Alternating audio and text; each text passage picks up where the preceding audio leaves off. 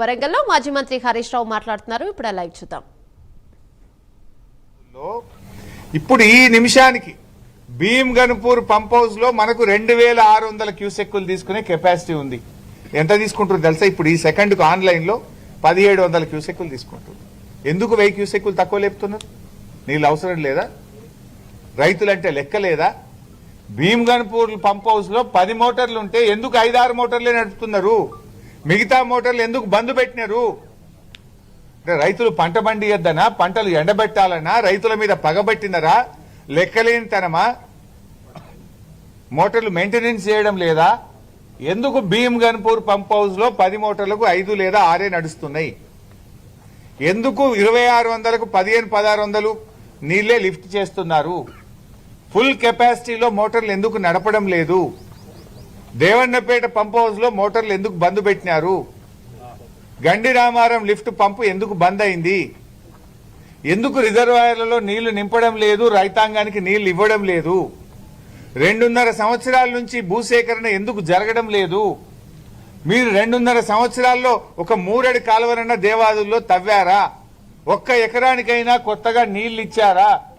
మరి మీ సగం టైం అయిపోయింది కదా. మార్చి 2026 కల్లా దేవాదుల ప్రాజెక్టే పూర్తి చేస్తామన్న మీరు కనీసం ఒక ఎకరానికన్నా నీళ్లు ఇచ్చిండ్రా అని అడుగుతా ఉన్నా. బీఆర్ఎస్ 3,17,000 ఎకరాలకు నీళ్లు తీసుకొస్తే మీరు ఆ బ్యాలెన్స్ 2,40,000 ఎకరాలు, వాస్తవానికి టనల్ పూర్తయింది, పంప్ హౌస్ పూర్తయింది, చేయాల్సిందన్నా పంట కాలువలు తవ్వడం, పిల్ల కాలువలు తవ్వడం. కాలువలు తవ్వే తెలివి కూడా లేదా? సబ్ స్టేషన్లు అయిపోయినాయి, పంప్ హౌస్ అయిపోయింది, మోటార్లు బిగించాం, ఎవ్రీథింగ్ అయిపోయింది కదా. కాలువలు తవ్వి నీళ్ళు ఇవ్వలేరా మీరు? అక్కడ సమ్మక్క బ్యారేజ్ కట్టింది బీఆర్ఎస్, లాంగెస్ట్ టనల్ 50 కిలోమీటర్ల టనల్ పూర్తి చేసింది బీఆర్ఎస్, పంప్ హౌస్ నిర్మించింది బీఆర్ఎస్. కాలువలు తవ్వి కూడా రైతాంగం నీళ్ళు ఇవ్వలేరా? అంటే ఇది కాంగ్రెస్ పార్టీ పూర్తిగా రైతుల పట్ల చిన్నచూపు చూస్తా ఉంది. ఈ 2.5 సంవత్సరాల్లో దేవాదుల ప్రాజెక్టు మీద కనీసం 200-300 కోట్లు కూడా ఖర్చు పెట్టలేదు. భూసేకరణ జరగడం లేదు, కాలువలు తవ్వడం లేదు.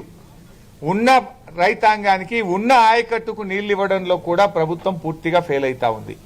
పోయిన సంవత్సరం మెయింటెనెన్స్ డబ్బులు ఇవ్వకుండా అట్లా నష్టం చేసిండ్రు. ఈ సంవత్సరం మళ్లీ ఇక్కడ దేవన్నపేట పంప్ హౌస్ లో మోటార్లు ఆఫ్ చేసినారు. భీమ్గన్పూర్ లో 10 పంపులకు 5 పంపులే నడుపుతూ రైతాంగానికి ఇలా